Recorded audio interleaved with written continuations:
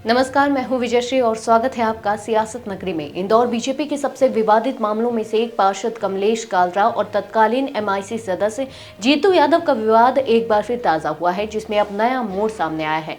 सियासत नगरी इस कॉल रिकॉर्डिंग की पुष्टि नहीं करता, लेकिन जिस तरह से फिर से ऑडियो सामने आया है, उसने विधानसभा क्रमांक 2 और 4 में चल रही गुटबाजी को फिर उजागर कर दिया है।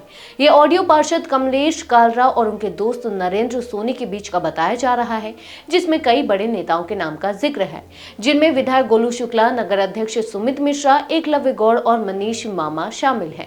बातचीत सिंधी भाषा में हुई है और इसमें कालरा यह कहते सुने जाते हैं कि वे जीतू यादव से समझौता तभी करेंगे जब उनके विरोधी 3 स्थानीय नेताओं पर कार्रवाई होगी। मैं खंडो विजाण वारो माण्हू आया मैं ना कि खीर में फिटकरी विझी करे खत्म करण वारो फिटाइण वारो। हाणे हिकिड़ी ॻाल्हि चवां, हाँ तूं मंदे न, हाँ कल गोलू मसागर बीठो हुयो शुक्ला महाकाल चौराहे ते, ये साम्हूं अची विया एकदम सचिन आदर्श। हाँ उन चई बोले आगे गंडी ये वर्ड चई मूं सां। के चयो? गोलू शुक्ला विधायक बोले आगे गंडी। अच्छा हाँ तो ठीक है ना, मुझे ॻाल्हि ॿुधायो हिननि जी इज़त कहिड़ी आहे तव्हां पाण सोचो। हाँ ॾिसो और हाणे मां जेको कॉम्प्रोमाइज़ कयो आहे जीतू सां, हाँ इन शर्त कयो कि हिननि खे तूं जेल कराईंदे या हिनखे पार्टियूं कढाईंदे न, कोई कॉम्प्रोमाइज़ न कंदो मैं। के चयो सचिन के हिनखे? हाँ सचिन के आदर्श के सरिता बेरानी के, तो सरिता बेरानी पुट के, वो भी आयो हिते। हाँ न ॾिसो त मुंहिंजे न वरी रिकॉर्डिंग करे हिनखे ॿुधाए छॾे। अरे यार पागल आयो यार पागल तोरा विश्वास कयां थो न करे। ॻाल्हि ॿुधायो अॼु ॾींहं ताईं मां जानी। इन 3 नेताओं सचिन जैसवानी, आदर्श सचान और सरिता बहरानी पर कालरा की नाराजगी पुरानी है।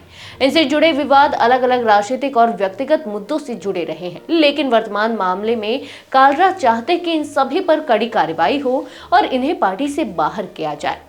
हालांकि पुलिस की प्रारंभिक जांच में इनके खिलाफ कोई साक्ष्य नहीं मिले, इसलिए अब तक कोई पुलिस कार्रवाई नहीं हुई है।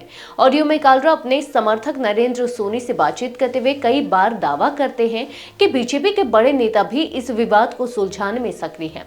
कालरा का कहना है कि उन्होंने समझौते के लिए स्पष्ट शर्तें रखी थी, कार्रवाई, गिरफ्तारी और पॉक्सो जैसे सख्त कदम। उनका यह भी दावा है कि कई नेता उनसे समझौते के लिए संपर्क कर जुड़ने की कोशिश कर चुके हैं, जिनमें विधायक गोलू शुक्ला और नगर अध्यक्ष सुमित मिश्रा भी शामिल है।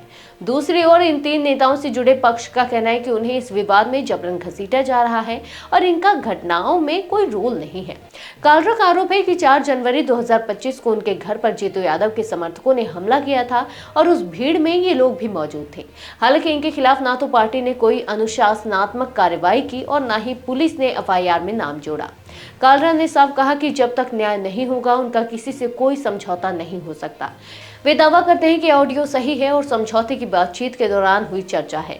यह ताजा विवाद एक बार फिर बता रहा है कि इंदौर बीजेपी में 2 बड़े गुटों विधानसभा 2 और 4 के बीच पुरानी खींचातान आज भी वैसी ही मौजूद है। बीजेपी ने भी इस मामले में चुप्पी साध रखी है। जब कांग्रेस पार्टी के वायरल ऑडियो पर नगर अध्यक्ष सुमित मिश्रा नसीहत दे रहे थे, लेकिन जब बात अपनी पार्टी की आई तो इनका कोई भी बयान सामने नहीं आया है।